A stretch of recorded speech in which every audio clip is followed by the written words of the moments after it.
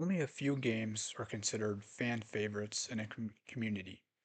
To achieve this prestigious status, a game passes through the crucible of rigorous reviews, compilations of video essays, reactions across social media, and scrutinizing feedback from the player base that ends up still playing it. Some good games cannot survive. Call of Duty Infinite Warfare comes to mind. Even though it offered a solid story, the marketing, multiplayer, and zombies did not gain any attraction from the community. Other games, fortunately, survived the critics and bugs to achieve a sense of transcendence through gaming culture, such as Call of Duty World at War. Like Electronic Arts' Battlefield 1 and Battlefield 3, Treyarch's World at War is revered by the gaming community for a multitude of reasons. Beautiful sound design and soundtrack, unflinching combat scenarios, immersive environments, serious characters, and most importantly, a respect for its setting. If anything is connected between these three games, they each take their setting and the audience's expectations seriously. It is hard not to notice this with World at War just by observing the main menu art and soundtrack. Hell, just look at its cover. The setting had to be taken seriously, as Treyarch set itself on an ambitious path of recreating the deadly, unforgiving Pacific and Eastern theaters of World War II. Activision, Treyarch's partner company in creating the Call of Duty series, had already put out entries set in the Eastern Theater with Call of Duty 1 and Call of Duty 2, but the Pacific Theater had not been done, leaving its entry landscape and the archived history open for Treyarch to cover. A dark and gritty tone would perfectly capture the soldier's experience in the theater, as it was similarly described by one of the most prominent journalists in the Pacific War.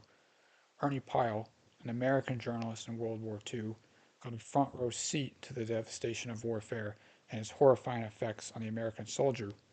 Reminiscing on the soldiers he closely followed throughout the European and Pacific theaters, Ernie said, quote, "They were young men, but the grime and whiskers and exhaustion made them look middle-aged. In their eyes as they passed was no hatred, no excitement, no despair, no tonic of their victory. There was just the simple expression of being there as if they had been doing that forever and nothing else." End quote. That simple expression of being there forever is a theme throughout World at War's campaign mode. War is everything in this game. It starts and ends in warfare, subtly betraying the characters around you as stuck inside its merciless gears. You, as a player, cannot escape it. The very first scene paints this horror. Captured by Japanese soldiers on an island, you watch in despair as a fellow American GI gets brutally executed. Then a few seconds later, you see the American soldiers silently moving towards the enemy, slowly taking them out one by one. This introduction puts you extraordinarily close to death, only missing it by seconds, which as you play on becomes the pattern of your character in the game. So who do you play as in World at War's campaign? In the American campaign, because there is a Soviet one too, you play as Private C. Miller, who is attached to the 2nd Battalion of the Marine Raiders. In the intro scene, you are rescued by Corporal Roebuck, another Marine attached to the Raiders.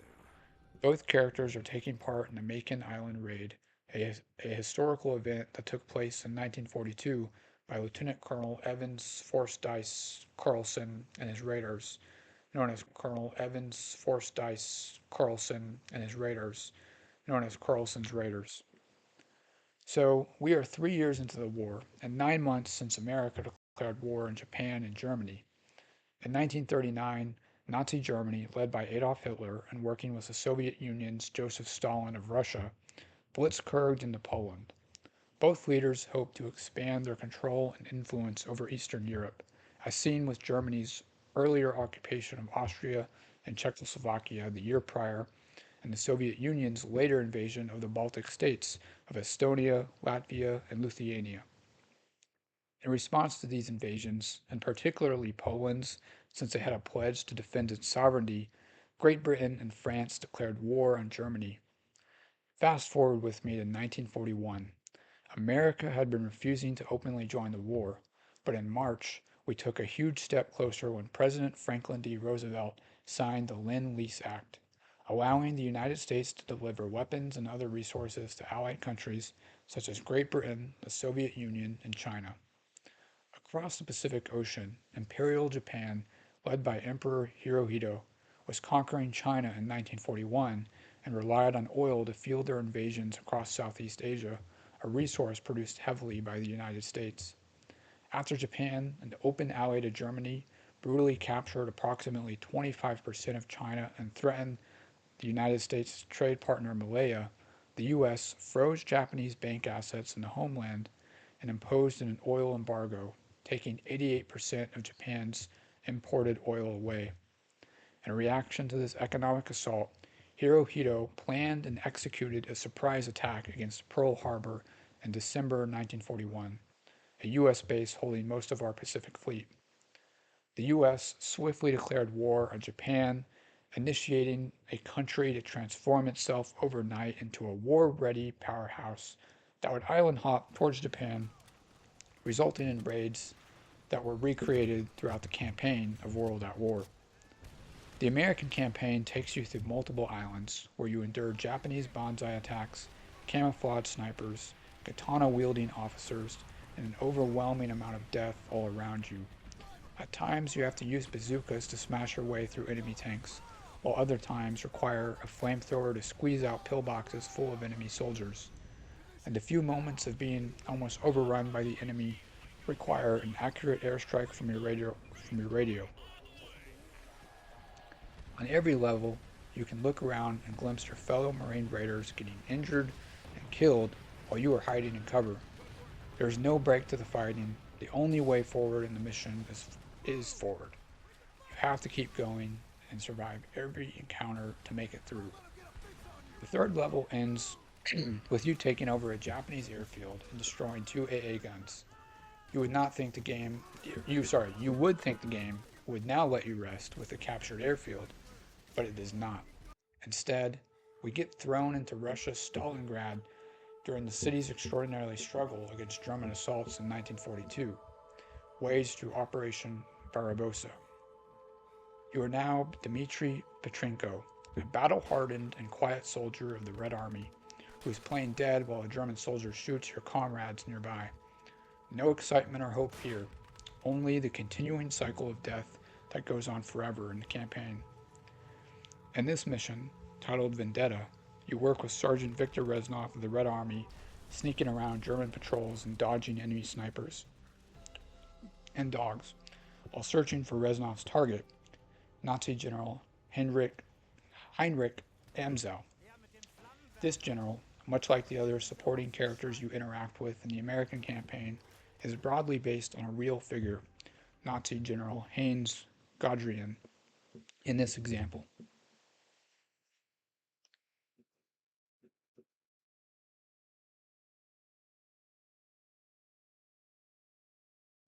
In case you've forgotten why the Russians and Germans are now killing each other a few years after taking over Eastern Europe together, let me give you a short recap. Hitler believed that his ideology, National Socialism, would not and could not coexist with Stalin's communism. Even as far back as 1934, Hitler was attributed by Nazi officer Hermann Rothstein in his book The Voice of Destruction as saying, quote, "We cannot in any way evade the final battle between the German race ideals and pan-Slav mass ideals." End quote. As Hitler engaged with Stalin and worked together with him to take Poland, he knew their alliance would not last. Hitler orchestrated Operation Barbarossa, a massive invasion plan of Russia, even as he was attacking France. Stalin would be completely caught off guard by Hitler's 3 million packed invasion of Russia in 1941, resulting in painfully cruel and cold battles of attrition, such as we see in the game's mission in Stalingrad, which would not amount to anyone's victory throughout the operation's 4 to 5 months. As Dmitry, you survive Stalingrad and continue to follow Reznov throughout the Soviet campaign.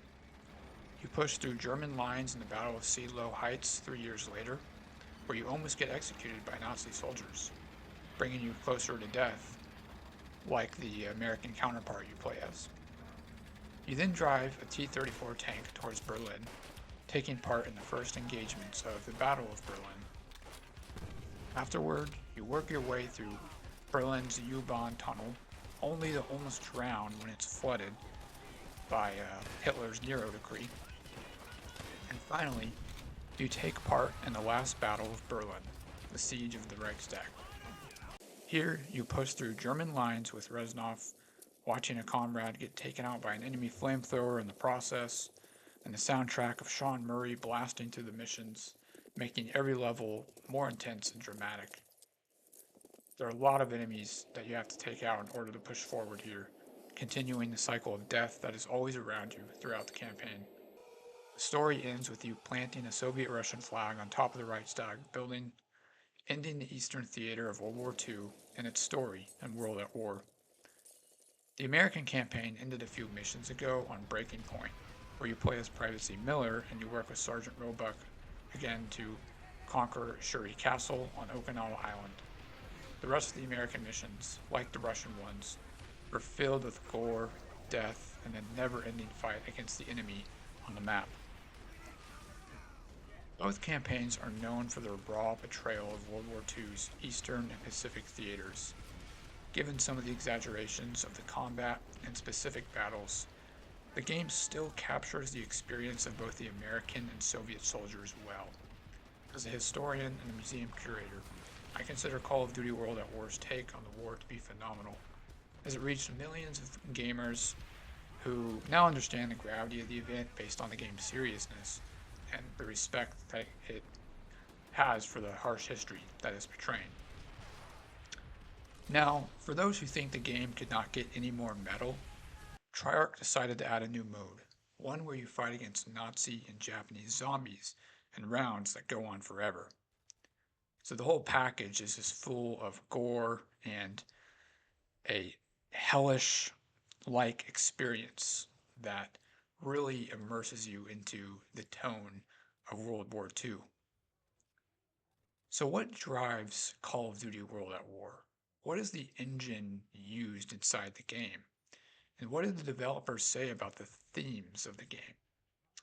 When World at War was first revealed on the official Xbox 360 magazine, the main developer from Treyarch, Mark Lamir, was quoted as saying, quote, "This is a scarier Call of Duty than we've ever seen," end quote. He was right. The game's attempt to scare you works. World at War is terrifying with its portrayal of Japanese suicide attacks, for one, which, as the magazine adds, could only be engineered into the game with some AI tweaking. And it's all being ran through the same engine that is being used in Call of Duty's previous title, Modern Warfare. Known as the IW 3.0 engine, which stands for Infinity Ward, is based on ID Software's ID Tech 3, which is previously used in other games such as Quake 3. Quaker 3, I don't remember. I'm not going to look that up. The AI, horror themes, and the Quake engine work in harmony with Sean Murray's gothic soundtrack playing overhead as you go throughout the campaign. A lot of the sounds he implemented in the Zombies mode also have been carried over to other Call of Duty entries throughout the Black Ops editions. Overall, these elements of the soundtrack that have become famous, the enemy AI, the dismemberment of bodies, and a never-ending serious attitude throughout the campaign, the multiplayer, and the zombies make for a fan-favorite entry in the Call of Duty franchise. Like a soldier in war to Ernie Pyle, these games will go on forever and ever. We can only hope future editions can figure out how Treyarch captured such a gritty mood in World at War, as they've had a hard time doing in recent years. Ultimately, World at War stands out for its serious attitude. When a game loses its attitude while working in a dark setting, it is hard for the player to respect what the game is attempting to tell you. We must find another route to Amsterdam. Thank you for watching this video. Um, Everything that I've been speaking about is based on my Substack article that I wrote. I would love if you would go check that out and subscribe on there and also here on YouTube. And please leave a comment on what you think of this video and how I should improve, or what I may have pronounced wrong, or what history I may have gotten wrong. I'm absolutely love all kinds of feedback. Thank you.